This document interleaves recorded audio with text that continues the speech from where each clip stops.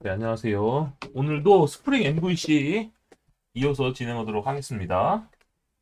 일단 오늘 지금 보실 내용은 이제 인수에 지정 가능한 애노테이션이라는 내용인데요. 저번에 저희 컨트롤러를 만들었었는데 이 컨트롤러에 보면은 리퀘스트 파람이라는 걸 붙일 수가 있다고 했었죠? 이 리퀘스트 파람이라는 걸 붙이게 되면 이렇게 파라미터로 넘어온 값들을 이렇게 읽어드릴 수 있다라는 이야기 했었습니다. 그래서 그런 이제 어 그게 이제 바로 인수에 지정 가능한 애노테이션이에요. 그래서 매핑된 메소드의 아규먼트에 붙일 수 있는 애노테이션이고, 리퀘스트 파라의 네임에는 HTTP 파라미터의 네임이 이제 매핑이 되고요. required가 속성이 올 수가 있어요. 자, required 속성이 올 수 있다. 무슨 얘기냐면, 저번에 보니까 폼에서 보면 이그젠플 3에다가 포스트 방식으로 값을 전달하는데, 네임과 이메일을 전달했단 말이에요. 근데 만약에 요 태그를 제가 이렇게 주성문 처리하게 되면은 서브밋 버튼 눌렀을 때 이름만 전달되거든요. 근데 이름만 전달되는데 이때 이름은 반드시 전달받길 원한다라고 하시면 여기 이제 컴마 해주고 required를 true로 해주면 됩니다. true가 디폴트죠. 근데 이제 이메일은 올 수도 안 올 수도 있다라고 하면 이렇게 required는 false 이렇게 해주시면 돼요. 그래서 폴스라고 해주면 이메일은 안 받을 수도 있다. 이런 뜻입니다. 만약에 이거를 이제 true로, 이게 true가 기본값이었잖아요. 이게 기본값이 뭔지 궁금하시면 이 애노테이션 들어가 보시면, 음, value에서 이제 name 이렇게 돼 있고요. required가 디폴트 값으로 true가 이렇게 설정되어 있는 걸 볼 수가 있습니다.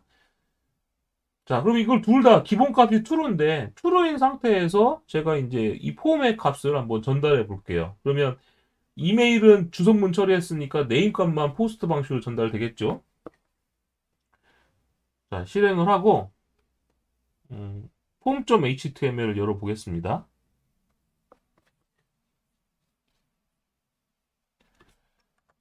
로컬호스트 폼.html 이렇게 좀 이름밖에 안 나오잖아요. 이게 저 킴이라고 치고 누르게 되면 에러가 발생합니다. 근데 이때 여러분들 에러가 어떤 에러가 나오는지가 중요해요. 어떤 에러가 중요하냐면 400번 에러가 발생합니다. 실제 이제 여기 보시면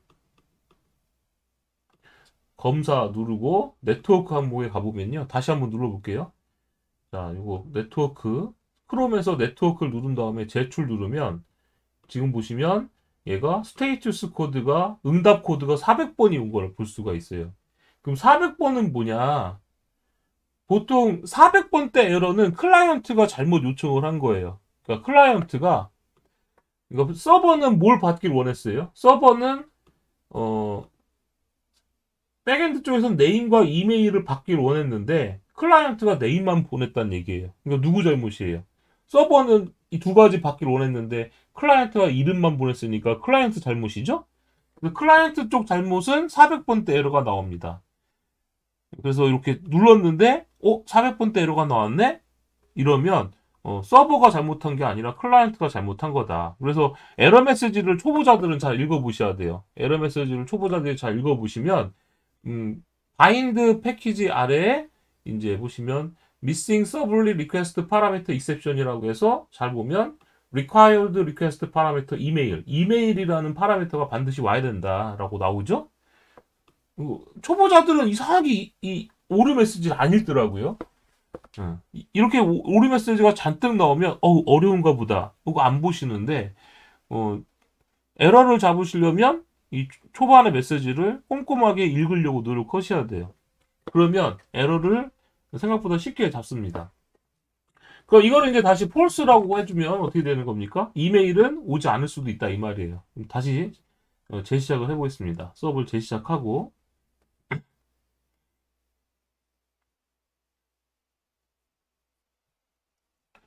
자 서버를 재시작하고 이름만 입력하고 제출 누르면 이제 에러가 안 나죠. 실제 이제 백엔드 쪽을 가보면 이름 출력됐죠? 근데 이메일은 required false니까 값을 전달받지 않았기 때문에 이메일은 null 값이 이렇게 출력되는 걸 볼 수가 있습니다. 그래서 required 값을 여러분들이 잘 쓰시면 되고요. 그 다음에 만약에 required false인데 그럼 false라는 건 무슨 얘기입니까? 외부에서 이메일을 전달해주지 않을 수도 있다는 얘기잖아요. 근데 여기다가 컴마 해주고 나서 보면 디폴트 밸류라는 게 있어요. 디폴트 밸류에 뭐라고 할까요? empty mail 뭐 이렇게 써주면 값이 안 왔을 때 요 이메일이 요 값을 기본 값으로 갖게 됩니다. 실제로 한번 실행을 해보죠. 자, 이렇게 실행한 상태에서 다시 제가 킴하고 제출을 눌렀어요. 누르면 킴이 나오고 네, 여기에 이 이메일 값을 출력했죠? 여기에 뭐라고 나왔냐면 empty underbar email이라고 나오는 걸 볼 수가 있습니다. 자, 이렇게 해서 이제 리퀘스트 파라미터라는 걸 이용해서 폼으로부터 넘어오는 파라미터 값들을 받을 수가 있다라고 이해하시면 될 것 같아요. 자, 그 다음에 볼 내용은 패스 베리어블입니다. 이 패스 베리어블은 뭐냐? 예제를 하나 더 추가해보죠. get매핑으로 슬래시 get 매핑 해주고 나서 이게 내 값을 넣어주게 되는데 get매핑 슬래시 한 다음에 자, 지금 보시면 이 경로는 get을 요청하는데 지금 여기 보면 컨트롤러 위에다가 리퀘스트 매핑이라고 이렇게 붙였으니까 주소가 이렇게 시작한다고 했었죠? 그러면 이렇게 시작을 하게 되는데 이 시작 주소 뒤에다가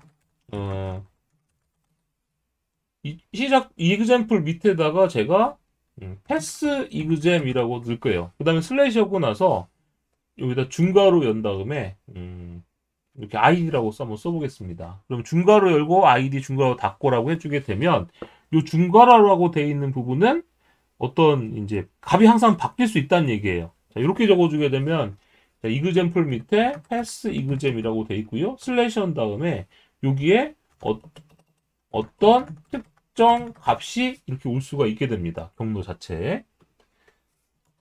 이렇게 해주고 나서 이제 public string pass exam이라고 이제 메소드를 만들어줬고요. 여기 보면 골뱅이 pass variable 이렇게 해준 다음에 중괄호 열고 중괄호 닫고 있죠? 요 id 값을 이름을 이렇게 적습니다. 요 string id라고 해주게 되면 이 값이 그대로 전달되게 돼 있어요. 그거 한번 출력했죠. 자, 그 다음에 패스 exam이라는 걸 그냥 바로 리턴 해줬으니까 결과는 패스 exam이 출력될 겁니다. 서버를 재시작하고 자, URL 주소가 이런 형식이잖아요. 이런 형식으로 한번 실행해 보겠습니다. 자, 이렇게 하고 패스 exam 밑에 hello 언더버 월드라고 치고 엔터 쳤어요. hello 언더버 월드라고 했더니 출력이 뭐가 됐습니까? hello 월드가 나왔죠? 즉 얘는 패스 경로에 있는 값을 출력해 준 겁니다. 네. 자, 이렇게 해서 이제 우리가 뭘 봤냐면 패스 베리어블에 대해서 봤어요. 이 패스 경로를 이용해서 API를 많이 만들거든요. 그래서 이 부분은 여러분들 유심히 잘 봐두실 필요가 있습니다. 자, 그 다음에 이제 리퀘스트 헤더라는 게 있어요. 리퀘스트 헤더는 요청 헤더 값을 읽어드릴 때 사용합니다. 요청 헤더 값은 뭐냐? 지금 제가 이렇게 요청을 했는데요. 검사해주고 네트워크 항목을 보면 이 URL 주소로 새로 고침하게 되면 이렇게 hello world라는 슬래시 hello world라는 요청을 했죠. 요청을 했는데 여기 보시면 request headers라고 해서 이런 헤더들 값이 브라우저가 보내주는 헤더 값이에요. 그래서 제가 이 유저 에이전트라는 헤더 값, 얘가 헤더 이름이고 콜론 뒤에 있는 값이 헤더 값이거든요. 그래서 요 유저 에이전트 헤더 값의 요 값을 구하고 싶으면 어떻게 하느냐? 이거 일단 제가 유저 백 에이전트라는 걸 제가 복사를 해줬고요. 자, 이 리퀘스트 헤더를 이용하면 됩니다. 그래서 제가 일단 get mapping 해주고 나서 제가 이제 헤더 exam이라고 하나 경로를 지정할게요. 그럼 이렇게 해주게 되면 URL 주소가 어떻게 됩니까? 컨트롤러 이렇게 되고 헤더 exam 이렇게 나오겠죠? public string 헤더 이그잼이라고 해준 다음에 골뱅이 헤더. 자, 아까 뭐라 했어요? 어노테이션 이름이 리퀘스트 헤더였네요. 그러면 여기 이제 리퀘스트 헤더라고 해주고, 자, 여기 이제 뭐가 들어가면 헤더 이름이 들어갑니다. 헤더 이름은 유저 에이전트라고 제가 적을게요. 그러면 이 유저 에이전트란 헤더 이름에 해당되는 값이 여기 오는 거예요. 그러니까 유저 에이전트 밸류라고 적어주게 되면 이 유저 에이전트 헤더 이름에 해당되는 값을 받아들이게 됩니다. 그것을 한번 출력해 볼게요. 자, 서버 역시 재시작하고, UR 주소가 뭐였습니까? 요격로죠? 요격로를 복사해서 그대로 붙여넣기 하겠습니다. 그랬더니 응답 결과에 뭐가 나왔냐면,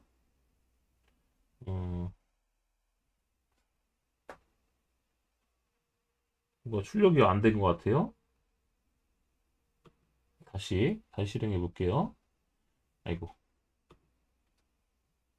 헤더 이그제 요 경로인데 복사해서 엔터 쳤습니다. 요게 나왔네요. 요게 아까 더 출력됐었는데 요 부분이네요. 그죠?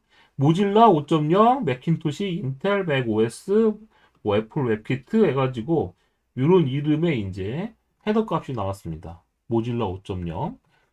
실제 이제 아까 보니까 브라우저에서도 얘 보니까 헤더 값이 어떻게 나왔습니까? 요거였잖아요. 모질라 5.0, 맥킨토시, 인텔, 맥 OS 쭉 이런 나오는 결과 이런 값이 이제 나옵니다. 나중에 이 유저 에이전트라는 걸 보면요. 그 유저 에이전트 위키 뭐 이렇게 위키나 유저 에이전트 위키 뭐 이렇게 검색을 해보시면 어 뭐 굉장히 뭐 다양한 데이터들이 나오거든요. 왜 유저 에이전트가 이러한 값을 가질까? 지금 보시면 저는 유저 에이전트라는 건 브라우저의 이름인데 제가 지금 실행한 브라우저는 크롬 브라우저거든요. 근데 크롬 브라우저인데 크롬이라고 되어 있고 뒤에 뭐라고 나왔습니까? 사파리 이름도 나와 있고 모질라라는 이름도 나와 있잖아요. 왜 이렇게 나는 크롬 브라우저인데 왜 크롬이라고 이름이 안 써 있고 이렇게 적혀 있을까? 이런 내용에 대해서 한번 검색해 보시면 다양한 내용들이 나옵니다. 유저 에이전트의 값은 왜?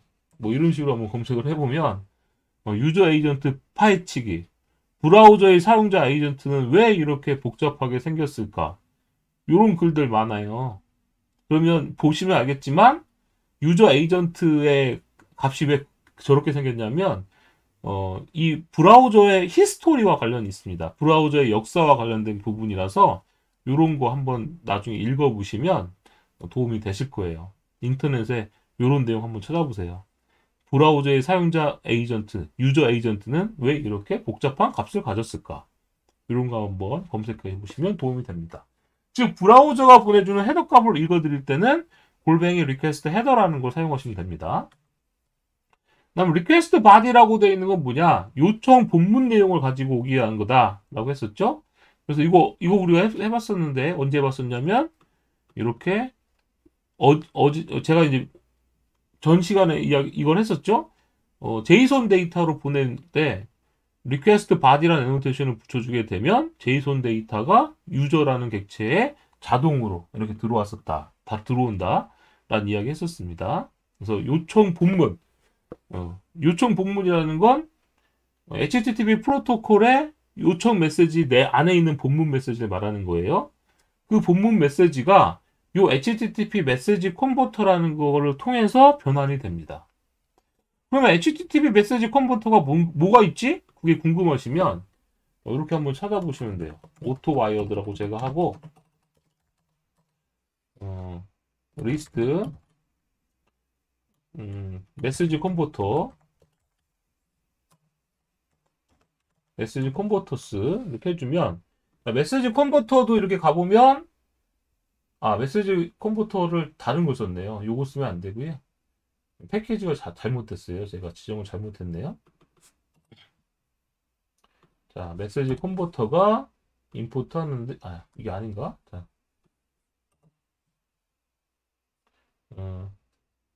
메시지 컴포터 맞는데 HTTP 메시지 컴포터라고 한번 해볼게요.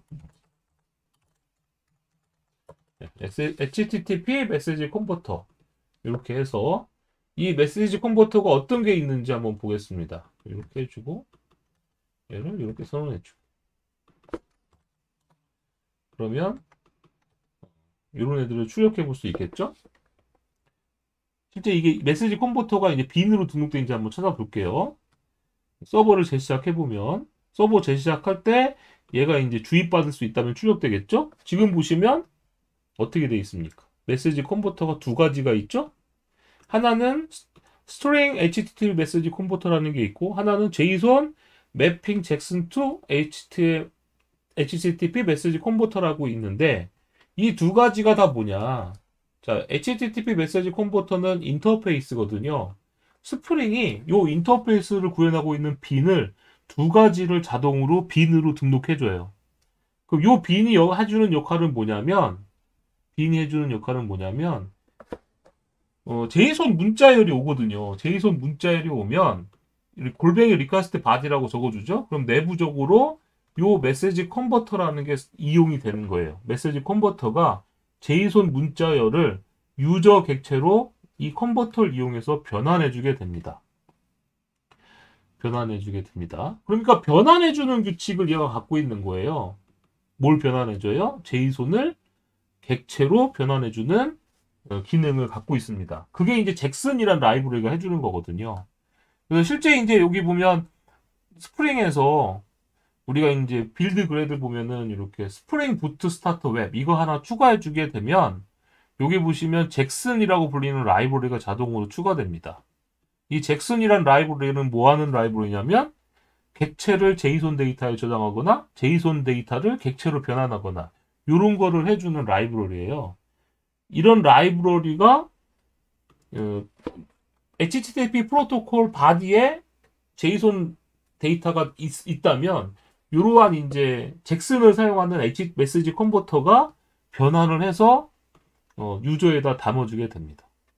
그러니까 여러분들이 어떻게 제이손 데이터를 이렇게 보냈더니 여기에 값이 담기지? 이게 궁금하신 분들은 잭슨에 대해서 찾아보셔야 돼요.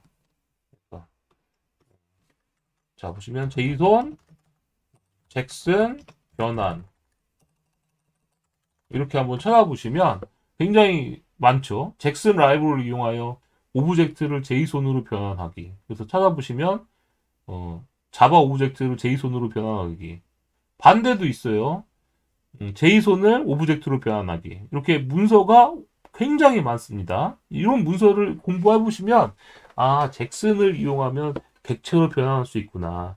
그럼 스프링은 자, 이 스프링 패키지 이름이 스프링이잖아요. 스프링은 HTTP 메시지 컨버터라는 인터페이스를 갖고 있는데 다양한 데이터가 올 수 있어요. 예를 들면 XML 데이터가 온 거를 객체로 변환시킬 수도 있고 제이손이 오는 거를 객체로 변환할 수도 있는데 혹은 뭐 엑셀 파일 같은 걸 여러분들이 전송하면 엑셀 파일에 이렇게 전송할 수도 있는데 이런 이제 메시지 컨버터를 이용해서 변환이 되는구나.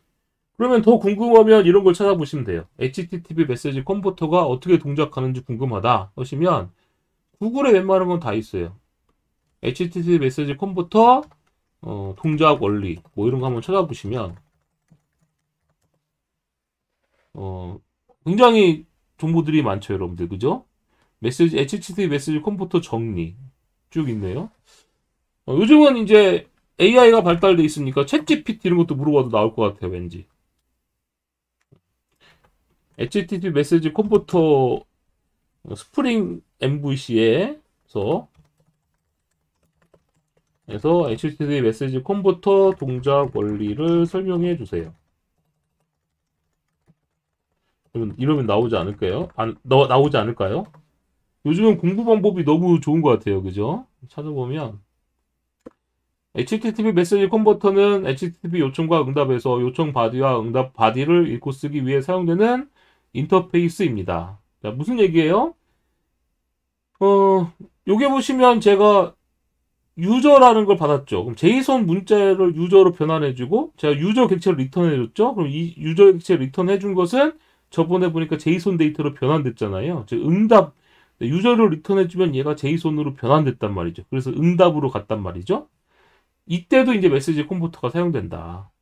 그래서 보시면 HTTP 메시지 컨버터는 요청 바디와 응답 바디를 읽고 쓰기 위해 사용되는 인터페이스다. 스프링 MVC에서는 이 인터페이스를 구현한 여러 개의 객체를 구현하고 있다. 잘 설명되고 있네요, 여러분들. 그죠? 그 요청이 올 때 제이손 문자를 객체로 변환해주고 응답을 객체를 리턴해주면 그 객체도 제이손으로 변환된다. 그래서 여기 보시면 요청과 응답의 바디를 처리할 때 사용하는 HTTP 메시지 컨버터를 자동으로 찾고 선택한다. 요청의 컨텐트 타입이 어플리케이션 제이손이라고 지정되었다면 이 컨텐트 타입의 어플리케이션 제이손이라는 게 뭘까요? 헤더에 보시면 컨텐츠 타입이라는 게 있어요. 이게 이제 어플리케이션 제이손으로 온다는 거고 HTTP 메시지 컨버터라고 한번 찾아보시면 뭐 정리한 거 사람들 굉장히 많네요. 이렇게 보시면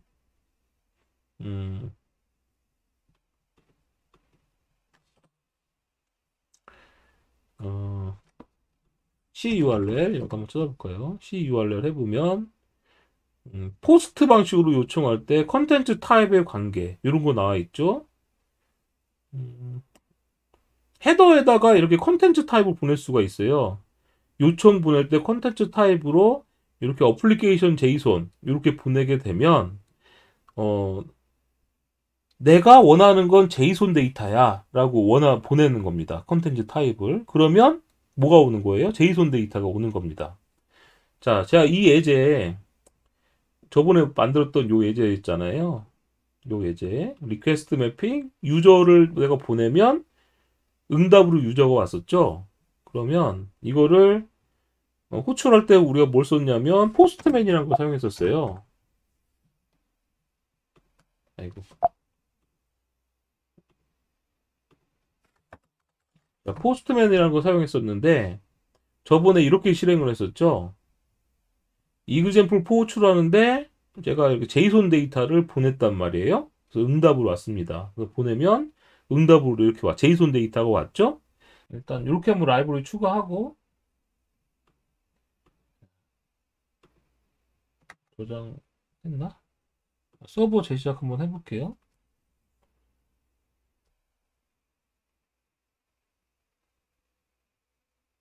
2.10 원하는 데이터가 XML 데이터인데 컨텐츠 타입은 내가 보내주는 데이터 이 바디에 담아서 보내주는 데이터가 어플리케이션 제이손이고요. 내가 받는 데이터는 XML 데이터다. 이렇게 해준 거예요. 그래서 얘가 이제 XML 데이터로 안 보냈기 때문에 이게 파싱이 안 돼가지고 지금 에러가 난 거예요. 나는 아까 제가 이게 컨텐츠 타입의 컨텐츠 타입에 이제 XML로 해놨었잖아요. 그러면 내가 보내는 데이터는 제이손인데 이걸 XML로 바꾸려다 보니까 XML을 못 바꿔 무슨 에러가 난 거죠. 실행해보면 이제 딱 됐네요. 어려웠어요. 자, 지금 보시면 어떻게 됐어요? 제가 보낸 데이터는 리퀘스트 바디에 담은 보낸 데이터는 제이손 데이터고요. 응답으로 온 데이터는 지금 뭡니까? XML 데이터죠, 여러분들. 그죠? 그래서 헤더 정보에 제가 이거 헷갈려서 죄송합니다. 내가 보내는 데이터는 어플리케이션 제이손이다. 내가 받기를 원하는 데이터는 accept를 써주는 거예요. 내가 받기를 원하는 데이터는 XML 데이터다. 이렇게 해주면 유저를 리턴해줬지만 이게 이제 뭐가 나왔습니까? XML 데이터 온 거죠. 근데 만약에 제가 accept에 내가 어플리케이션 제이손 이렇게 하잖아요. 그래서 누르면 뭐가 왔어요? 내가 원하는 데이터는 제이손 데이터이기 때문에 제이손 데이터가 온 거예요. 보낼 때도 마찬가지예요. 내가 바디에 지금 제가 제이손 데이터를 보내는데 이렇게 다시 보세요. 제가 accept를 제가 XML로 보내면 이렇게 XML 데이터가 오죠. 이 정보를 보내는 데이터도 내가 XML 데이터로 보내겠다라고 하시면 바디에 XML 데이터 이렇게 보내는 거예요. 자, 여기다 리라고 보내면 그걸 그대로 받아서 이제 리로 받겠죠? 누르면 이제 XML 데이터를 보내서 XML 데이터로 받는 겁니다. 그래서 아까 제가 이걸 거꾸로 생각해가지고 보낼 때는 컨텐츠 타입에 내가 보내는 데이터가 어플리케이션 XML이다.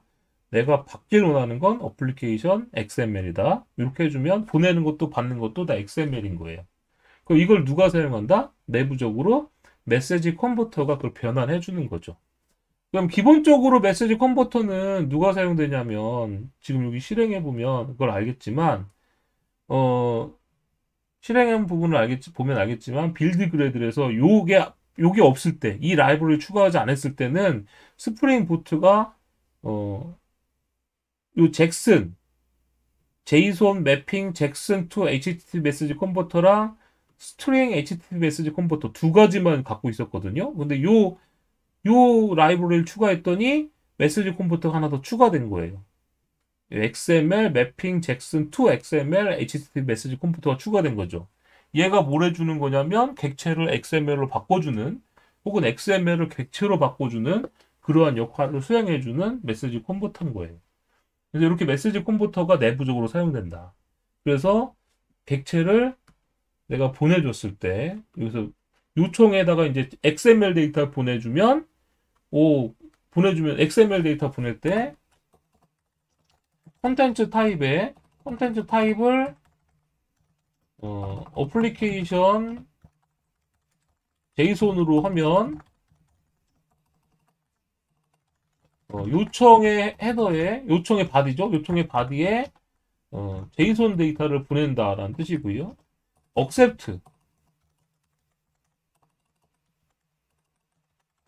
accept의 어플리케이션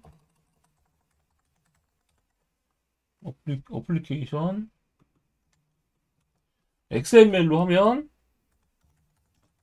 여기 지금 내가 리턴해 준 객체 있죠.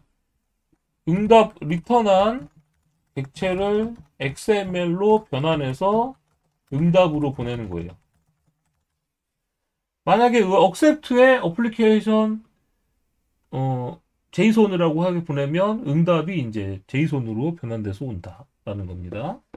자, 이게 이제 뭐예요? 메시지 컨버터의 원리다 라는 뜻입니다. 그래서 제가 좀 헤맸는데 여러분들 봐주세요. 네, 쿠키 밸류가 있는데요. 쿠키 밸류는 세션과 쿠키를 함께 다음 시간에 설명드리도록 하겠습니다. 자, 오늘은 여기까지 진행하도록 하겠습니다. 네, 수고하셨습니다.